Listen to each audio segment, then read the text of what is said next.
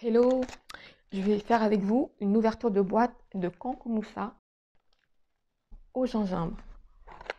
Donc là, c'est une boîte Africa Blossoms que vous recevez à domicile et vous commandez directement sur notre site internet. Vous avez l'étiquette avec au dos Marabia et bien sûr nos coordonnées, etc. Et là, dans cette boîte, on a une carte historique qui est bien placée en avant les biscuits. Et là, on a Kankoumoussa, l'homme le plus riche de tous les temps. Je ne sais pas si vous voyez, voilà, je vais vous la lire. L'homme le plus riche de tous les temps et deuxième roi le plus célèbre de l'empire du Mali après Soundiata Keïta. Waouh! L'homme le plus riche de tous les temps, un Africain. Maman, pourquoi tu m'as jamais raconté ça? Vers 1312, Kankoumoussa devient le 6e souverain de l'empire du Mali. Appartenant au clan Keïta, le clan fondateur de cet empire, il en sera le 2e souverain le plus populaire après Soundiata Keïta. C'est sous son règne que l'empire du Mali va atteindre son apogée. Homme pieux, il effectua un pèlerinage à la Mecque en 1324. Il emporta tellement d'or avec lui qu'il fit baisser le cours du métal précieux pendant plusieurs années. Il revint en 1225 au Mali, accompagné d'hommes de science et de culture. Il fit construire de nombreuses mosquées à Tombouctou et à Gao. Son œuvre la plus connue est la Médersa de Sankoré. À l'occasion des 50 ans d'indépendance du Mali, le 22 septembre 2010, Aliou Diallo lança la pièce d'or commémorative Mansa Moussa. À connaître, à faire connaître à vos enfants, à votre entourage, à vos amis, à vos collègues, pour valoriser l'Afrique, son histoire, sa culture, son art. Quand vous avez une carte comme ça et que vous le faites lire à un enfant, à un adolescent, et que vous lui expliquez que Kankoumoussa, c'est un Africain,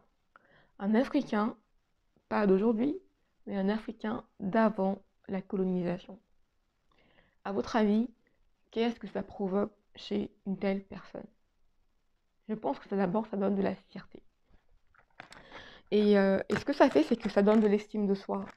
Moi, j'aurais aimé qu'on me raconte ça, en fait, quand j'étais plus jeune, et que la seule image que moi j'avais, c'était l'Afrique pauvre, l'Afrique malade, l'Afrique qui n'est pas civilisée. Il faut déconstruire un par un en utilisant des méthodes, les mêmes qui ont été faites pour les construire, c'est-à-dire l'éducation, le savoir, la transmission. Et ce que nous faisons, c'est aussi cela. Ce ne sont pas que des biscuits, mais ce sont des biscuits culturels pour donner du savoir, pour élever l'intellect et pour donner de la fierté.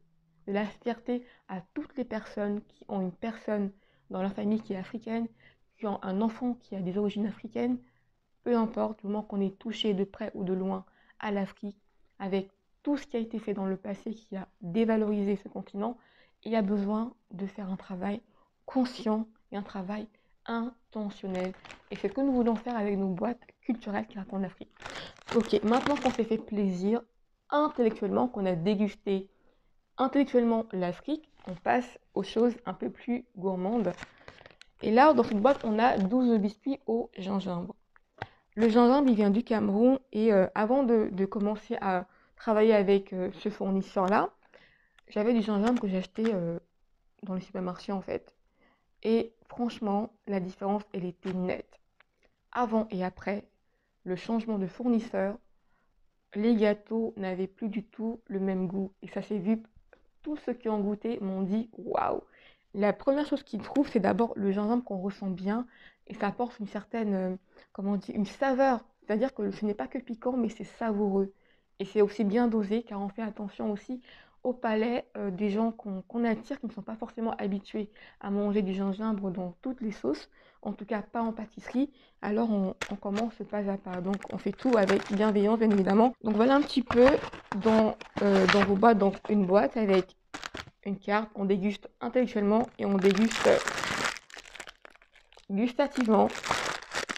On peut se l'offrir, on peut l'offrir aussi à nos collègues, à nos clients pour les remercier.